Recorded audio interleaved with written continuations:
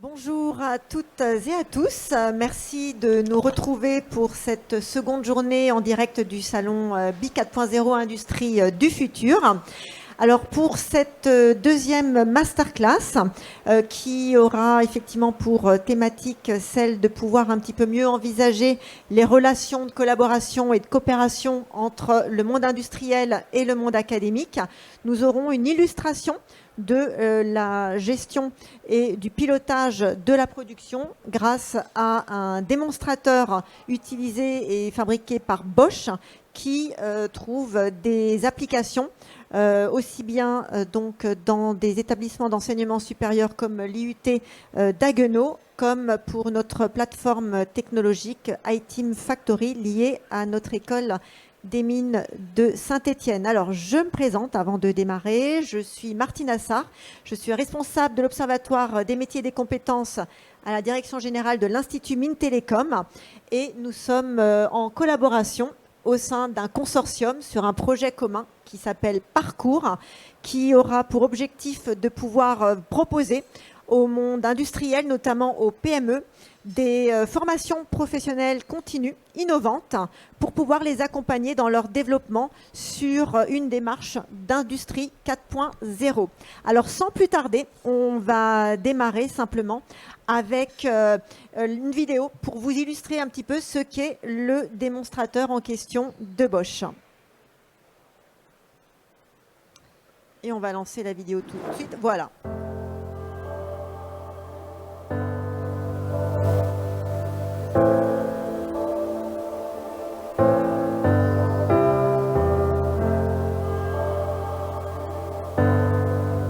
Bienvenue à l'UT de Haguenau.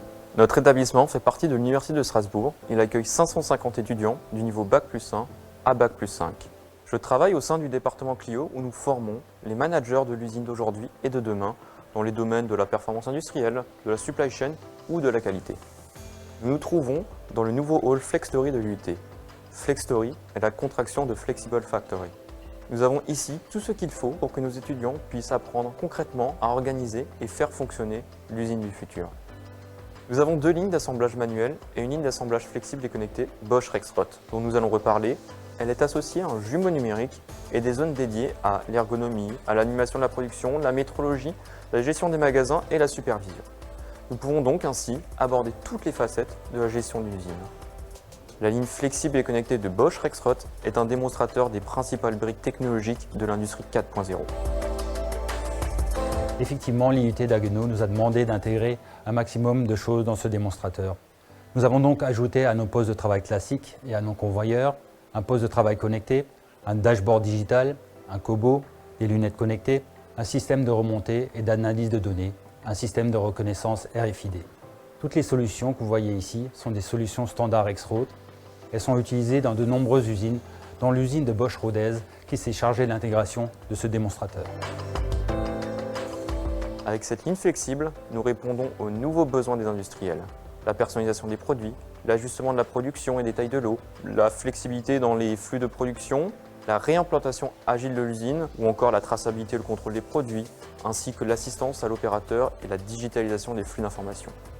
Nous utilisons aussi la récolte de données, l'analyse numérique et la simulation pour optimiser l'existant et tester de nouvelles idées d'organisation de la production.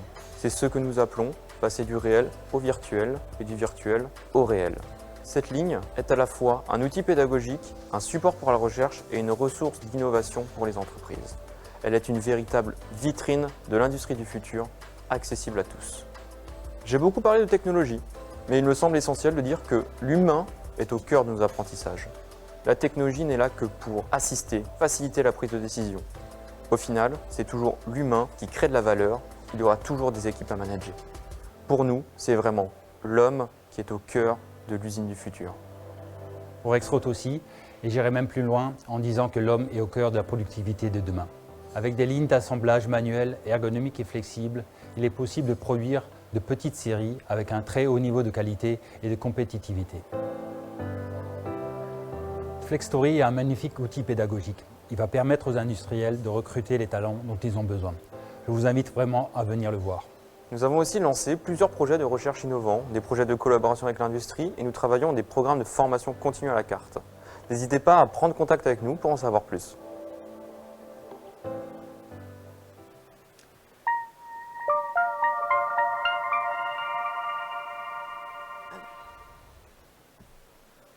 Voilà.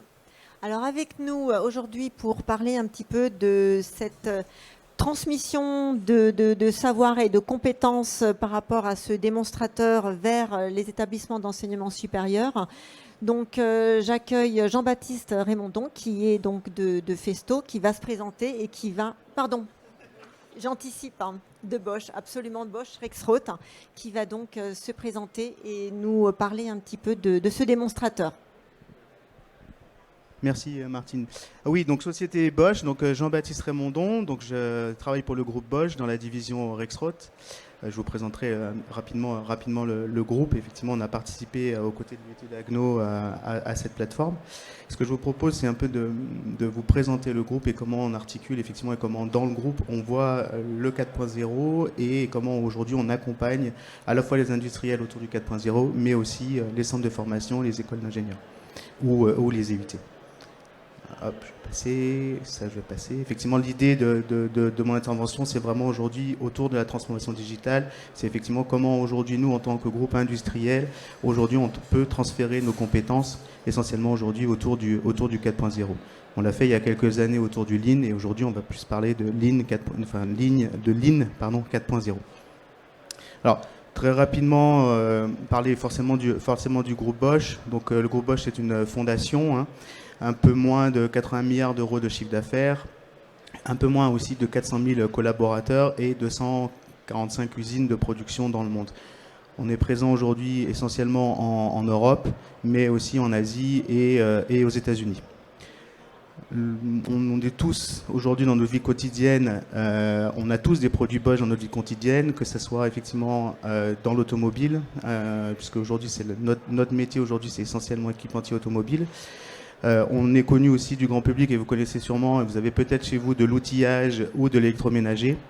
On est un peu moins connu mais on est présent aussi dans tout ce qui est énergie avec des solutions effectivement de chauffage, chaudière, pompe à chaleur et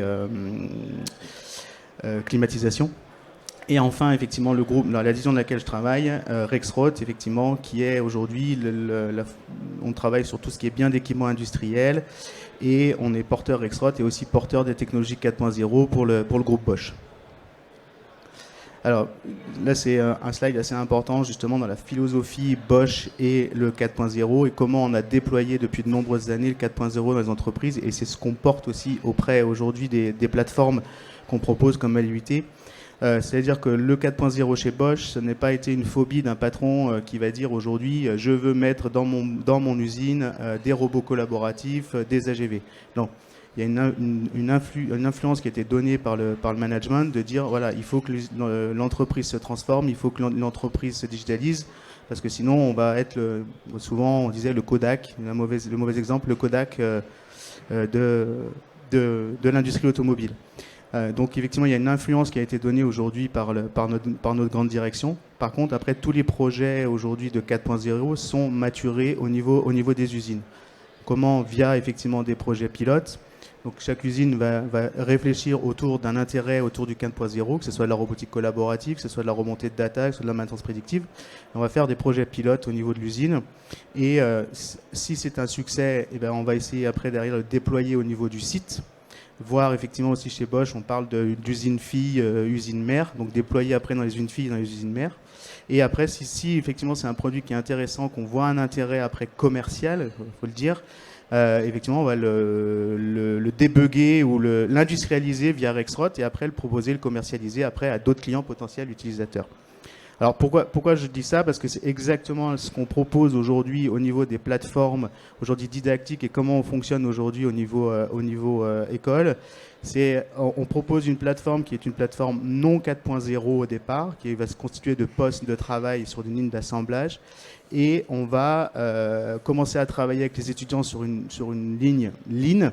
Et petit à petit, on va introduire les technologies 4.0 et comme ça, on va voir effectivement l'étudiant ou l'apprenant va effectivement comprendre quel est l'intérêt aujourd'hui d'une plateforme, quel est l'intérêt du 4.0, quel va être l'intérêt de la cobotique, quel va être l'intérêt d'un AGV ou d'un poste de travail connecté. On a un exemple, par exemple, à l'IUT, où par exemple, on avait un poste de travail connecté pour faire de l'assemblage. Les premiers travaux, ça va être de l'assemblage manuel. Puis après, on va accompagner l'opérateur et comme ça va permettre à l'apprenant de comprendre effectivement comment aujourd'hui, quel intérêt il a à mettre en place des solutions 4.0 par rapport à une solution classique. Donc c'est vraiment d'amener l'apprenant effectivement vers une solution classique, vers de la solution. Voilà. Et je crois, voilà, après, juste un dernier slide aussi qui est redondant avec ce que j'ai dit tout à l'heure, mais qui amène nos compétences aussi. C'est pour ça qu'on sait accompagner aussi les écoles. C'est qu'on a 245 usines. Et on est à la fois aussi, c'est un peu particulier, on est à la fois fournisseur de solutions 4.0, mais aussi utilisateur. Hein, c'est ça qui est important. Et c'est pour ça qu'aujourd'hui, effectivement, on sait, nous, en tant qu'utilisateurs, quels vont être les besoins aujourd'hui en termes de matériel et aussi après, derrière, en termes de formation, quelles vont être nos attentes aujourd'hui au niveau des écoles ou des centres de formation ou amélioration, formation, enfin tout ce qui est formation continue. Voilà. Voilà un peu ce que je voulais dire aujourd'hui par rapport à l'enseignement Bosch et effectivement comment nous on peut accompagner et transmettre nos compétences autour du 4.0. Voilà. Merci. Merci beaucoup Jean-Baptiste. Donc on voit qu'effectivement même chez les industriels, il y a une vraie réflexion dans la conception et la fabrication de ces outils vers la manière dont on peut les utiliser comme outils et dans les modalités d'apprentissage. Donc pour effectivement envisager ce côté apprentissage, donc j'accueille Lorraine Dubreuil de l'IUT d'Haguenau. Vous êtes directrice des études. Presque, en tout cas. Bon, vous vous représenterez, qui nous parlera effectivement de l'intégration de ce démonstrateur et comment vous vous en servez pour vos apprentissages auprès de vos élèves. Merci beaucoup. Donc, Lorraine Dubreuil, je suis nouvelle chef de département. On change de rôle régulièrement, les chaises musicales. À l'IUT de Haguenau, on fait partie de l'Université de Strasbourg et on est une équipe d'enseignants où on a vraiment ce besoin et cette envie d'accompagner les industriels de l'Alsace du Nord et même plus loin vers leur proposer des étudiants qui vont pouvoir être aptes dès la sortie de l'école, quasiment aptes, et qui reviendront peut-être même plus tard se reformer sur les lignes qu'on a chez nous. Donc on a eu un projet qui a été un projet à long terme qui a démarré en 2010 où on a créé une première usine-école et on a pu, grâce à la collaboration avec Rexroth, développer donc l'usine qui s'appelle Flexstory. C'est une usine qui fait partie donc de l'Université de Strasbourg à l'IUT de Haguenau en partenariat avec l'UFR de physique et d'ingénierie et la fac de sciences éco et de gestion. Et forcément le laboratoire ICUBE parce qu'on travaille beaucoup avec les chercheurs. Dans notre équipe, on a beaucoup d'enseignants-chercheurs. Cette plateforme, elle se veut adaptée pour le monde de la recherche, la pédagogie et les industriels. On a vraiment voulu construire une ligne qui était une ligne industrielle et pas une ligne didactique pour fabriquer des produits industriels qui pourraient être vendus, qui ne le sont pas, mais qui pourraient l'être, pour pouvoir former les futurs collaborateurs, répondre aux besoins des industriels et puis développer dans la partie recherche les solutions de demain.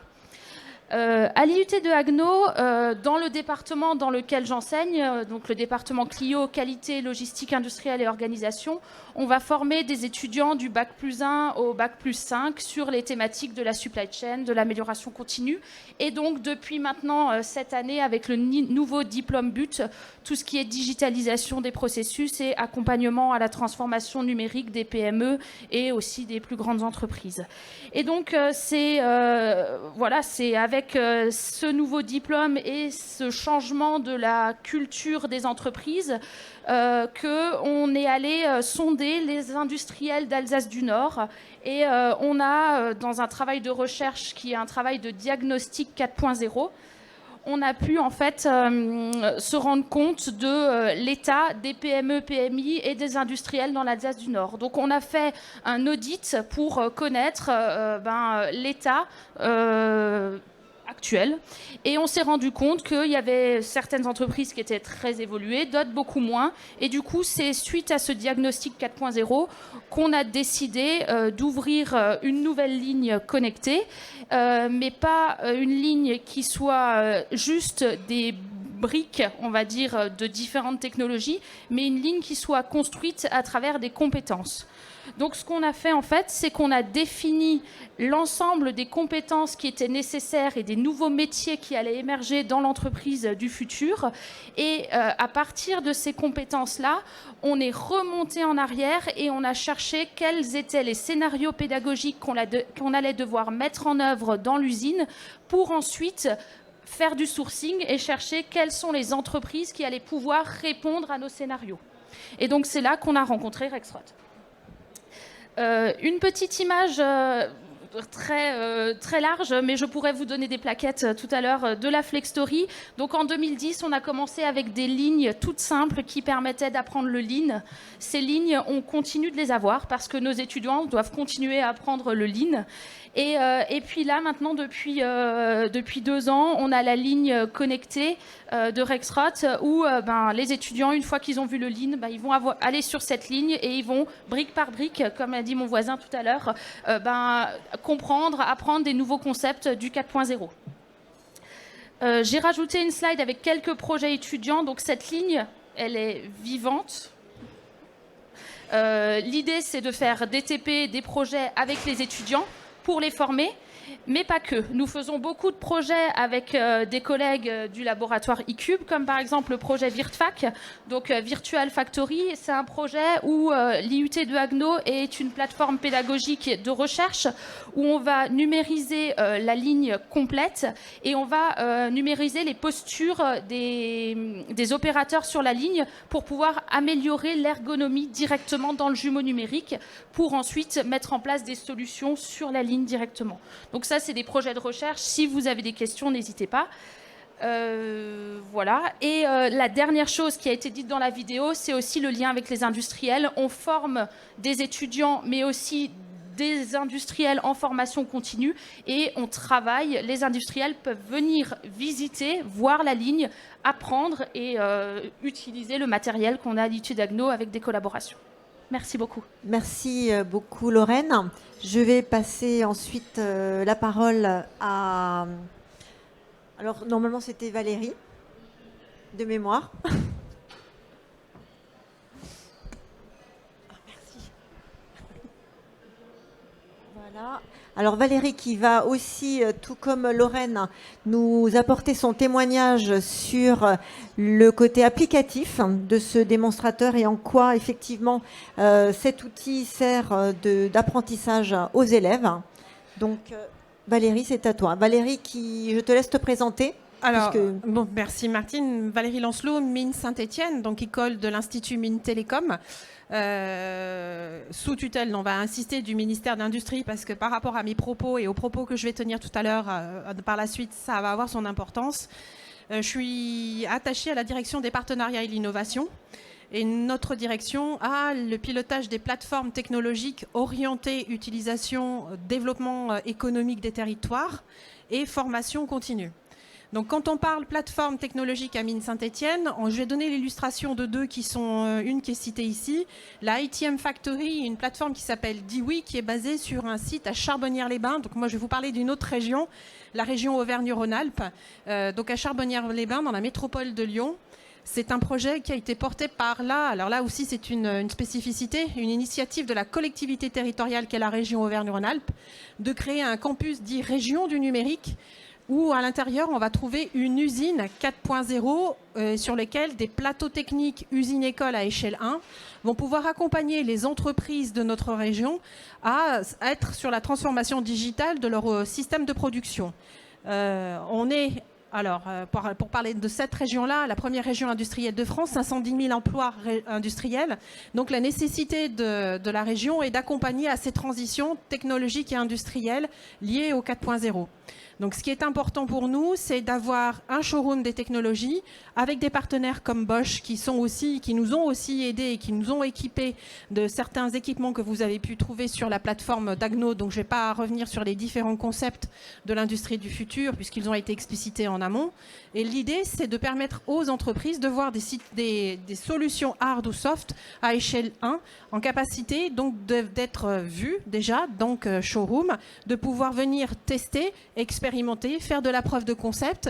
Donc nous, on va rester sur les métiers d'une école d'ingénieur, c'est-à-dire la formation, l'accompagnement, la sensibilisation, le transfert technologique. Mais quand il sera le temps, on va dire, d'être sur de l'implémentation, on va faire appel au réseau de partenaires qui constituent notre écosystème, Bosch, Siemens, Orange, puisqu'on est connecté 5G industriel. Donc on a tout un tas d'expérimentations qui sont possibles.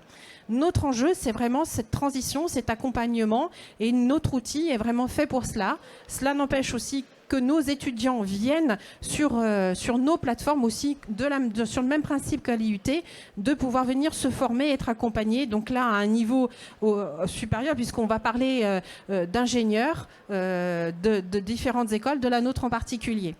Les enjeux qu'on a derrière tout ça, c'est monter en compétence les collaborateurs et les dirigeants d'entreprise, parce qu'on va parler de TPE, PME, donc des entreprises avec des effectifs qui sont assez réduits, d'aller jusqu'au même aux grands groupes, puisqu'on a des établissements d'enseignement supérieur et de recherche qui sont dans nos écosystèmes, donc d'être sur des thèses, être sur de la levée de verrous technologiques, donc d'avoir toute la panel de l'offre que peut avoir un établissement d'enseignement supérieur et de la recherche, et aussi d'être en situation de pouvoir aller vers ce que l'on appelle, et c'est une tendance sur les questions de localisation et de relocalisation, ce qui était le sujet d'une plénière hier présidée par votre président de région, d'être sur les questions, et c'est la même thématique dans la nôtre, de localisation et de relocalisation industrielle. On a un exemple très parlant dans notre région qui est la première Smart Factory de relocalisation de production de chaussures de sport. Donc on a un grand fabricant de textiles industriels dans notre région, basé en Ardèche, qui produit des grands rouleaux de textiles qui partaient en Asie du Sud-Est pour revenir sous forme de basket. Et là, c'est un sujet qui a été porté par Siemens en partenariat avec Bosch. Ça donnait lieu même à des brevets déposés par Bosch Rexroth sur certaines technologies. D'être en réflexion donc avec Siemens sur comment je vais pouvoir changer mon modèle d'activité et relocaliser de l'activité de production manufacturière de chaussures de sport. Donc on est sur une discussion qui s'est faite avec Babolat, Salomon et Millet, qui ont pris part au capital de l'entreprise et sur lequel aujourd'hui 500 000 paires de chaussures sont produites à Ardois, qui est situé en Ardèche, le plateau d'Annonay, donc un petit village avec des routes qui tournent pour avoir accès. Et sur une ligne automatisée, aujourd'hui, on est en capacité de relocaliser de la fabrication custom-made, en fait, personnalisable, pour ces 3 fabricants de chaussures. Qu'est-ce qu'on y gagne? Eh bien, on y gagne en décarbonation, puisqu'on n'a plus de bateaux ou d'avions qui font les allers-retours. Et pour Babolat, Salomon et Millet, ça veut dire que leurs stocks sont à 1h30 en camion. On n'a pas encore résolu ça, mais on a fait un sacré bond, on va dire, sur la décarbonation de l'activité industrielle. Donc l'enjeu, c'est vraiment, à travers ça, montrer qu'on ne va pas non plus casser de l'emploi, parce qu'il y a 50 nouveaux emplois qui ont été créés ou qui sont en passe d'être créés pour pouvoir avoir et relocaliser cette activité manufacturière.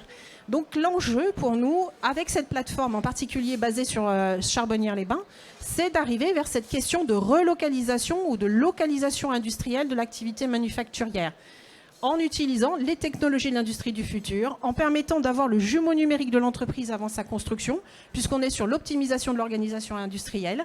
Et c'est tout cet enjeu-là qu'on essaye de montrer. Bien sûr, on ne va pas dire aux entreprises, et je rejoins ce qui a été dans la vidéo, dit dans la vidéo de Rexroth, ce n'est qu'un moyen, ce n'est qu'un outil, et c'est de vraiment travailler sur l'ouverture, on va dire, et c'est une expression aussi qu'on a chez Liwi, d'ouverture des chakras et de levée de freins par rapport à l'industrie du futur, et d'accompagner cette montée en compétences, cet niveau de maturité autour de ces sujets industriels.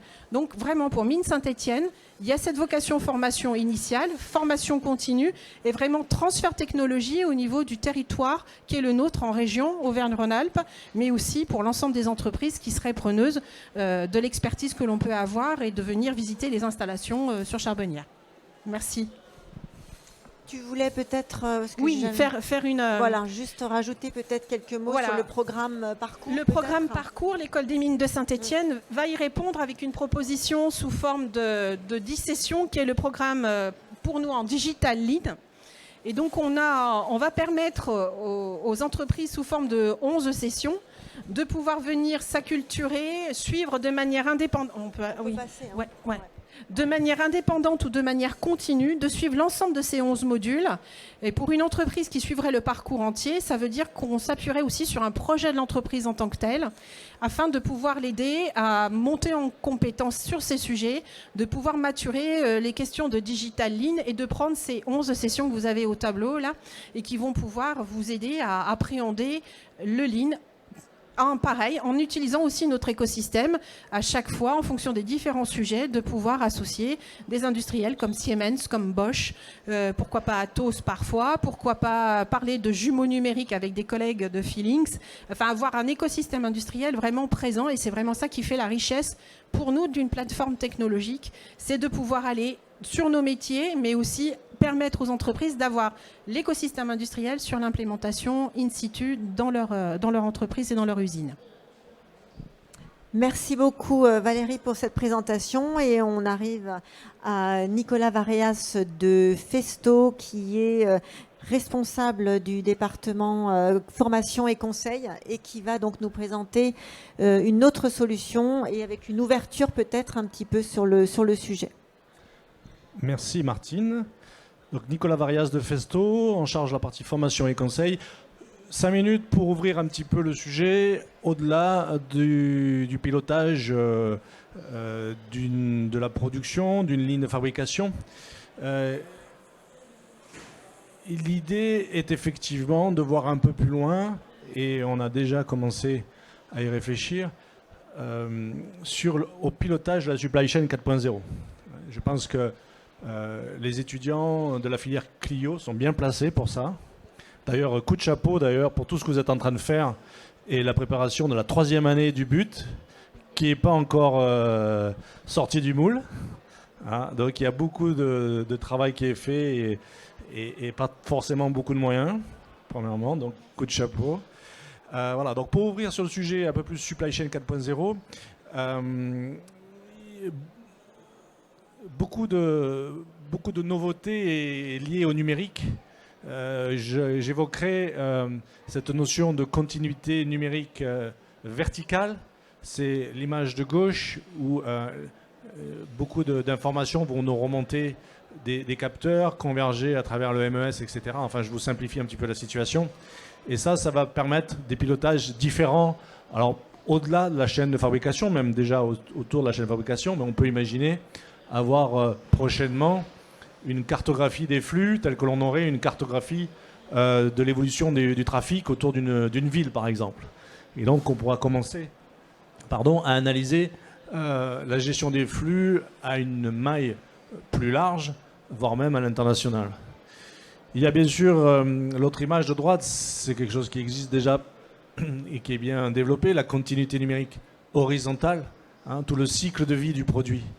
Et donc là aussi, les deux connectés vont permettre de glaner des informations tout autour de l'expérience d'utilisation du client.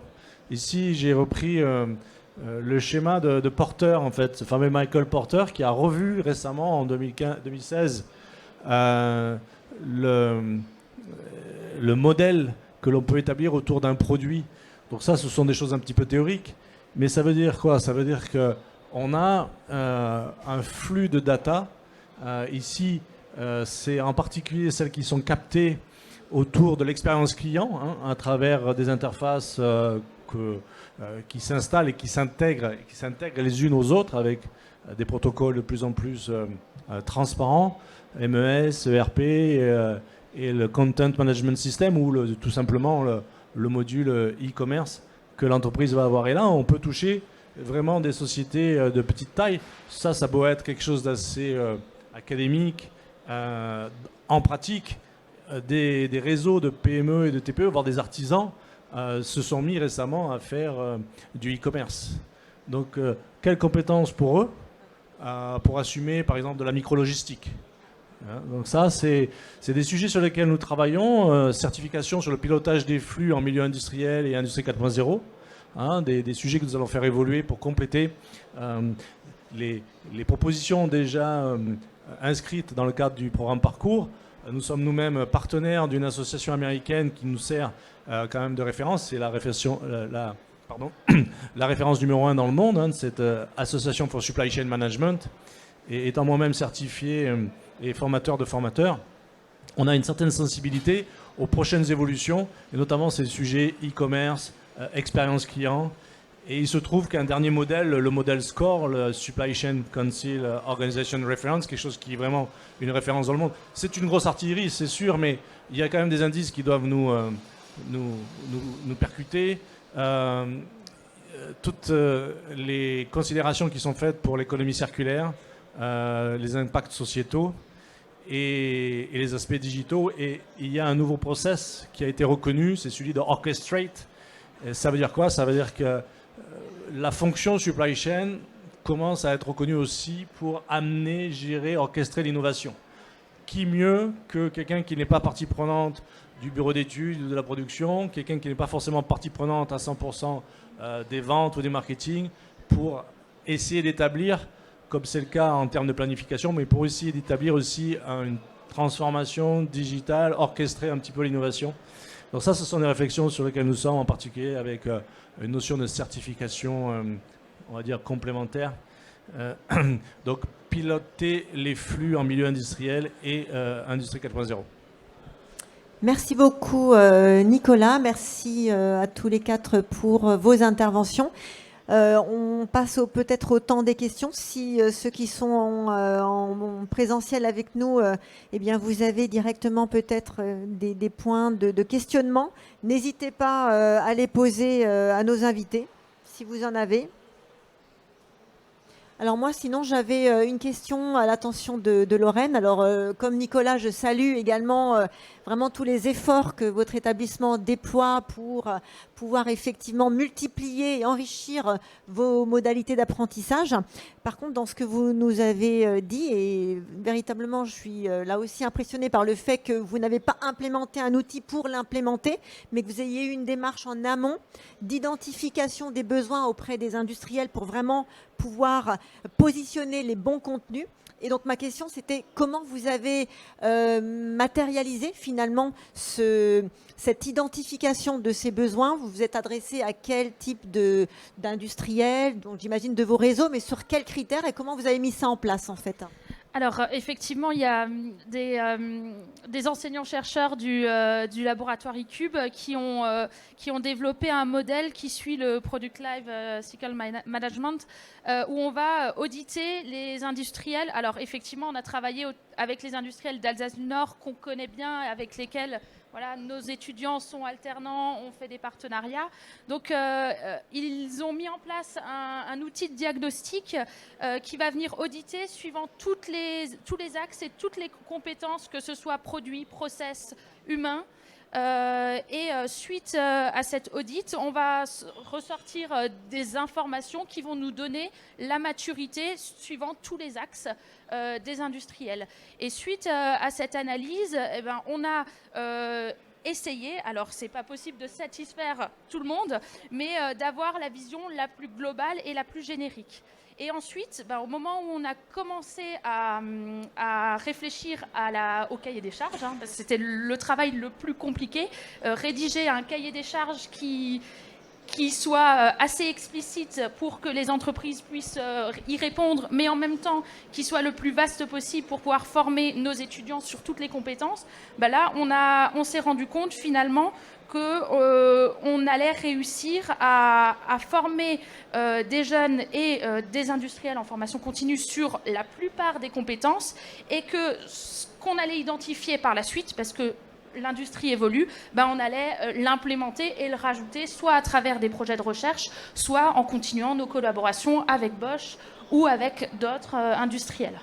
D'accord, c'est très intéressant et j'imagine que cet outil de diagnostic, vous le remettrez peut-être de nouveau à l'œuvre parce que vous parliez d'évolution justement et on sait que ça va très vite. Alors si certains sont intéressés par l'outil, je n'ai pas fait partie de l'équipe de recherche qui a développé cet outil-là, mais en tout cas vous pouvez me contacter, je ferai le relais vers l'outil. Ça s'appelle DSC 4.0, voilà. En tout cas c'est très intéressant et j'imagine que ça vient sans cesse enrichir votre catalogue de formation, puisque ça régénère autant de fois qu'il le faut les besoins en termes d'identification. Tout à fait. Et on a la chance avec ce nouveau diplôme qui a été, ça a été long à mettre en place, mais comme c'est une approche par compétences, on a développé des blocs de compétences qui sont les blocs basiques Clio, qualité, logistique, organisation, et on a pu rajouter des parcours dans ce nouveau diplôme. Et donc à l'IUT d'Agno, on a la chance d'avoir choisi le parcours accompagnement à la transformation numérique, qui correspond et aux industriels et aux besoins, à tous les besoins autour de l'IUT, en tout cas chez nous. D'accord. Et donc vous avez aussi construit votre nouveau parcours du BUT, qui est le nouveau bachelor universitaire en technologie, en fonction des compétences à positionner sur chaque année, de manière à ce qu'ils arrivent finalement. Exactement. D'accord. Et vous avez cartographié peut-être aussi, en termes de compétences, le démonstrateur Bosch en fonction aussi de chaque, on va dire, module d'apprentissage. Exactement. Donc chaque année, donc dans l'usine école, on a la partie Lean, la partie 4.0. Chaque année, les étudiants, en fonction du niveau, ils vont monter d'une brique jusqu'à la brique finale où l'usine est complètement connectée avec l'interopérabilité des systèmes aussi. Et c'est ça, très bien. Et du coup, là, je vais interpeller Jean-Baptiste de Bosch.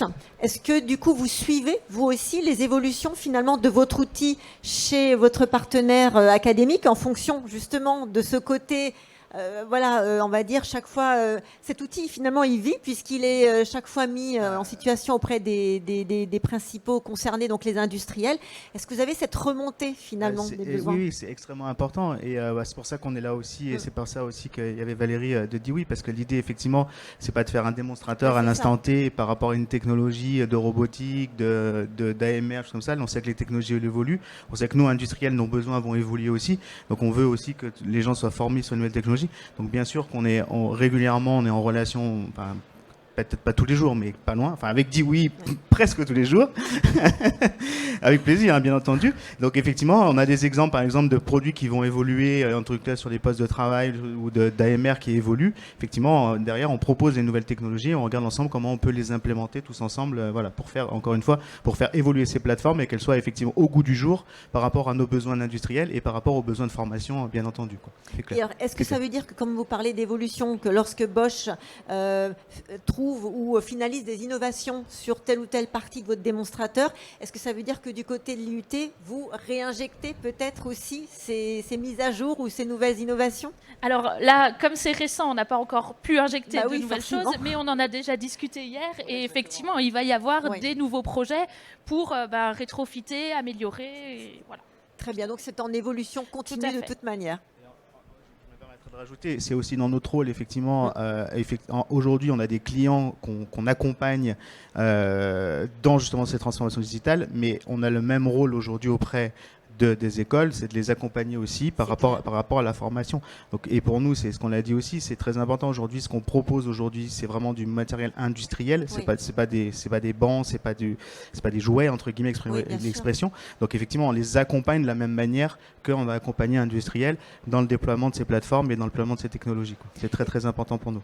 Et alors du coup, vous aussi, en tant qu'industriel, par rapport à vos clients, justement, qui sont aussi peut-être d'autres industriels, vous avez aussi la même démarche que peut avoir l'IUT, à savoir, là, il y avait un outil de diagnostic ou d'audit.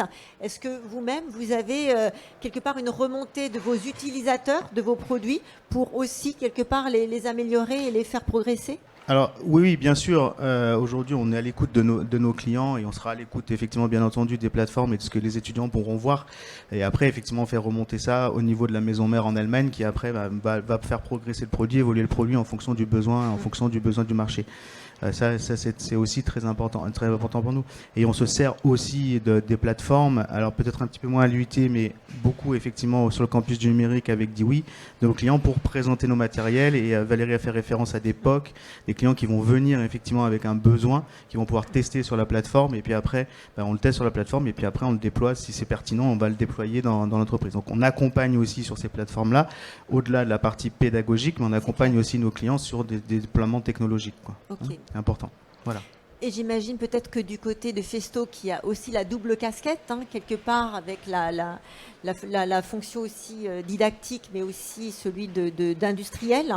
Donc j'imagine que chez Festo, Nicolas, vous êtes aussi peut-être sur l'interrogation de vos clients pour pouvoir enrichir aussi votre partie didactique. Oui, bien sûr. Ce qui était évoqué jusqu'à l'instant, ça me faisait penser qu'il y a une sorte de communauté de pratiques là, non formelles qui est en train de se réaliser parce qu'il y a des enjeux vraiment très importants. Ce qui est notre credo pour l'instant, c'est effectivement d'essayer d'animer ce genre d'initiatives et de communautés parce qu'il y a beaucoup de choses à faire. Ce sont des sujets particuliers. Il y a des connexions à faire entre l'industrie et l'académie et des fois aussi des institutionnels parce qu'il y a des financements qui ouvrent des portes.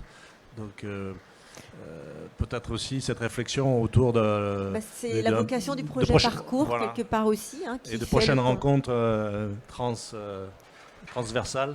Exact. Pour évoquer un petit peu ces retours d'expérience, différentes technologies, différentes filières, parce que la filière Clio est très présente là-dedans, mais il y a aussi d'autres initiatives sur par exemple des écoles qui sont beaucoup plus connotées développement informatique, par exemple, autour de la cybersécurité, etc. Ça peut être intéressant de provoquer... il y a Didactica en ce moment à Paris, hein, donc c'est encore autre chose. C'est vrai. Donc j'ai l'impression que là, il y a un créneau. Merci. Ouais. Merci Nicolas. En tout cas, moi, j'ai particulièrement apprécié le fait qu'à l'IUT, on ait cette sensibilité de mettre les étudiants, les apprenants en situation finalement de travail, avec le côté expérientiel qui est valorisé. Et c'est vrai que quelque part, vous n'étiez pas loin de ce que font les écoles de production, c'est-à-dire ne pas travailler pour travailler, mais effectivement avoir un débouché et un résultat qui soit vraiment prêt et facilitateur pour ensuite être, on va dire, plus directement employable.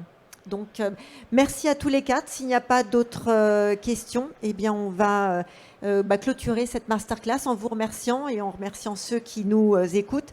Nous restons tous disponibles, donc n'hésitez pas à aller soit sur le site de Bosch, de l'IUT, de l'IMT en général aussi, pour pouvoir aller un petit peu plus loin et chercher d'autres informations ou nous contacter au besoin. Nous sommes aussi présents sur le stand B21 si vous souhaitez avoir un peu plus d'informations. Merci à tous et à très bientôt.